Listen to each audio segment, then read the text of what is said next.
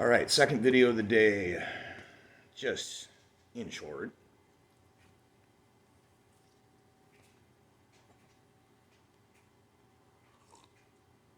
Fox News let Tucker Carlson go from his show. From what I'm understanding, he's still contracted to their,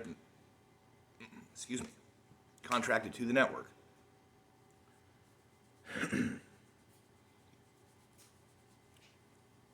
Maybe has a non-disparagement, non-disclosure or something going on there, but has been able to freely go about joining other people's podcasts. Because, that's where we're at now. The future of news content is independent individuals live streaming podcasts and news shows, discussions with panels of other people linking in, and occasionally some in-person stuff.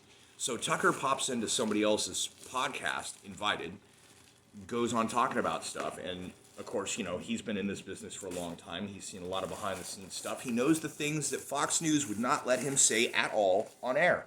The things that he was saying at the end there were still things that they were allowing him to say. And I'm going to guess maybe he really fought hard about, hey, I got these other things about some CIA business that we should talk about. And maybe that was what it was. So here's the deal. Yesterday we come to find out that the 9/11 hijackers were CIA assets. Those 19 men with box cutters weren't just on the CIA's radar. They were on the payroll. And he starts asking questions about Building 7. Did you guys know that also Building 6 fell that day without being hit by a plane? And they didn't even talk about that one. Talked about Building 7, not about Building 6. There were two buildings that fell without airplanes in that complex on that day. Controlled demolition, right? Second item, Tucker has revealed that a number of high-ranking Obama administration officials visited and or met with Jeffrey Epstein, including on his private island. And it has been revealed that he was in fact a CIA asset. So what we're going to be looking at now is how soon before the CIA takes Tucker Carlson out? That's the question.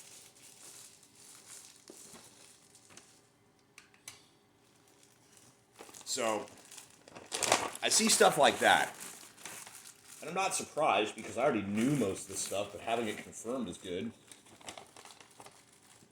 But then, got to put it in context with everything else. The pandemic, the ruination of our economy, people's inability to help me prosper. See the previous video.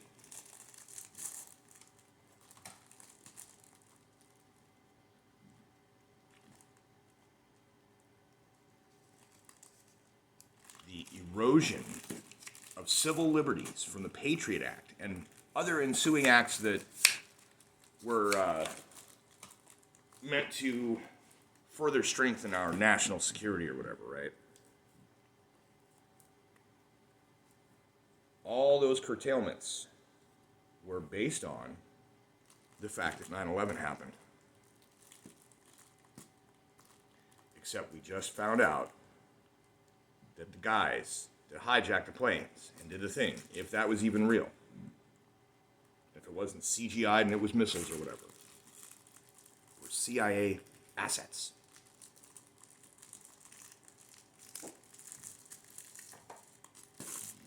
So our government 100% caused the terror attack, pulled off the inside job that led to our government curtailing our rights, or attempting to, because our rights are natural and God-given.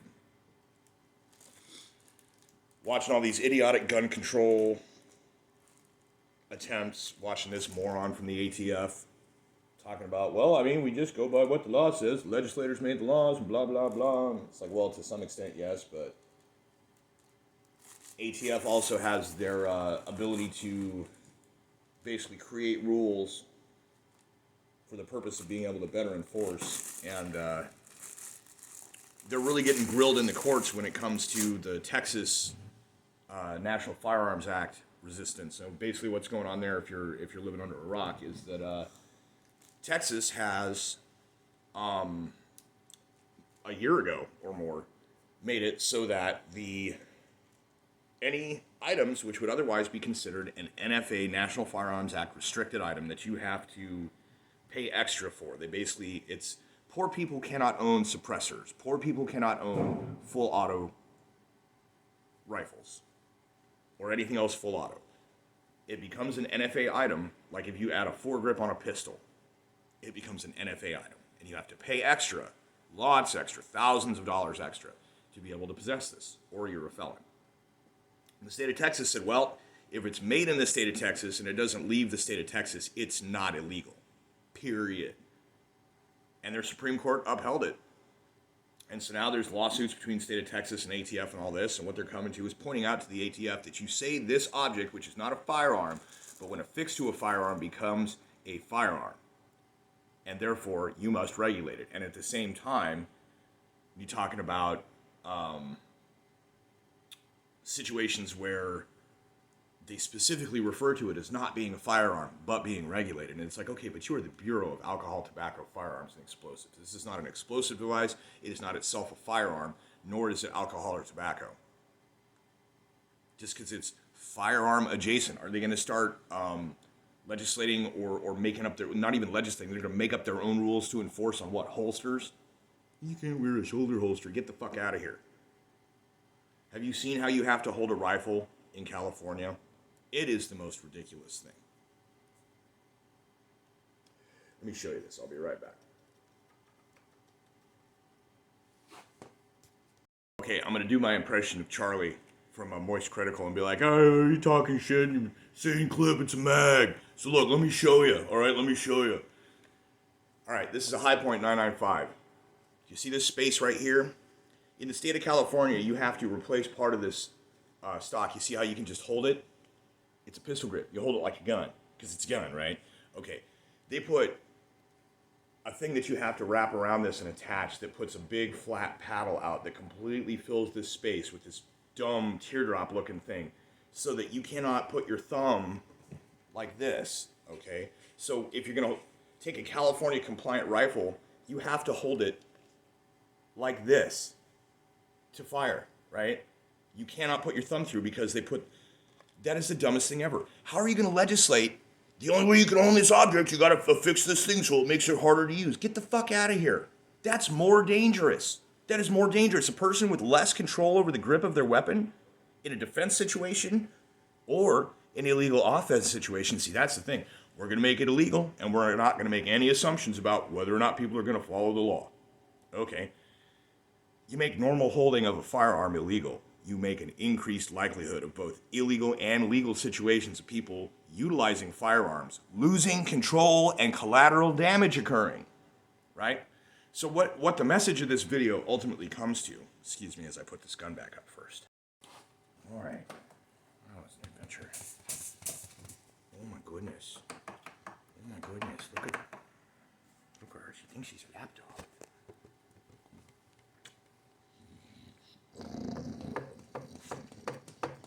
She thinks she's a lapdog.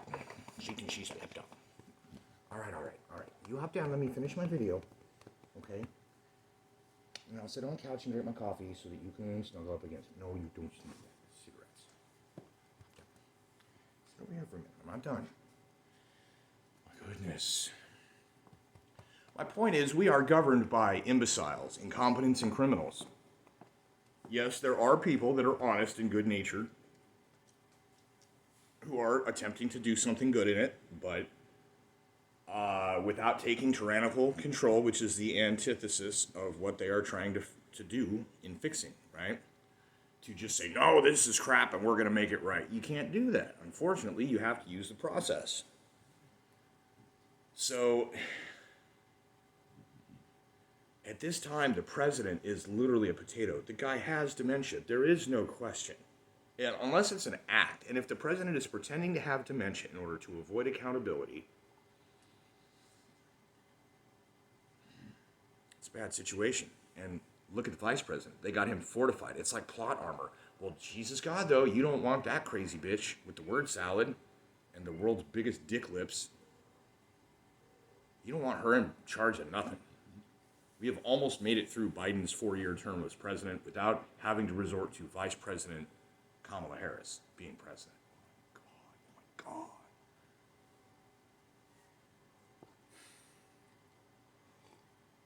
CIA caused 9/11. CIA backed Jeffrey Epstein and then had him killed.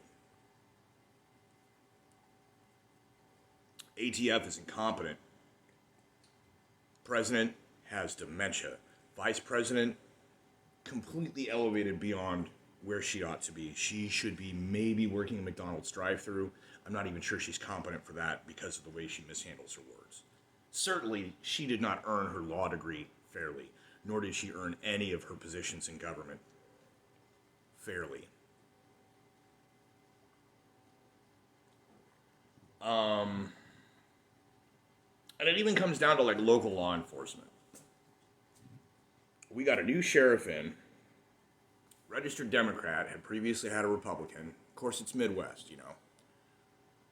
But this sheriff that got elected, supposedly, was also involved in an officer-involved shooting where a guy was driving around with a shotgun shooting at people, and they went and hunted him down, and this guy was on desk duty in the basement of the sheriff's department, decided he wanted to get out too, and was definitely one of the people that shot the guy. They confirmed that he was one of the ones that took him out. Then they had to go through the whole process of, okay, bro, why were you even there?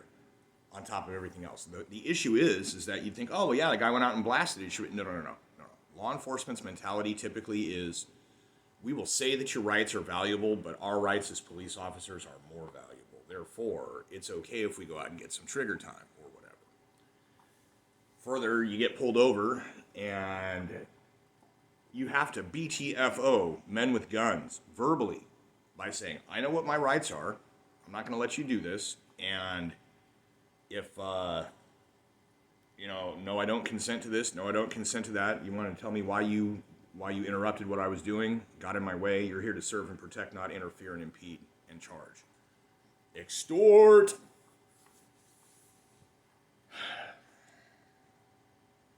Ultimately, it comes to the same thing on all of them. They all need to go. We don't need them. We don't need them in charge of us. I believe a society of armed people could more appropriately take care of other threats to the society better than police. And I know that sounds weird. You know what? Don't do shit that gets a mob of angry people coming after you. You'll be fine. But don't go stealing people's shit. Don't go murdering people. Don't go doing all this other shit cold blood. Not to expect people to come after you, right? Of course, then also people could just, in general, work on being better as people. Because like I said, humanity is an F minus. An F minus at this time. Nobody's passing. I'm passing because I'm here in this house doing the right thing. I'm helping this pupper out. I'm trying to keep my cats happy. I'm trying to take care of them and provide for them. And never losing my cool.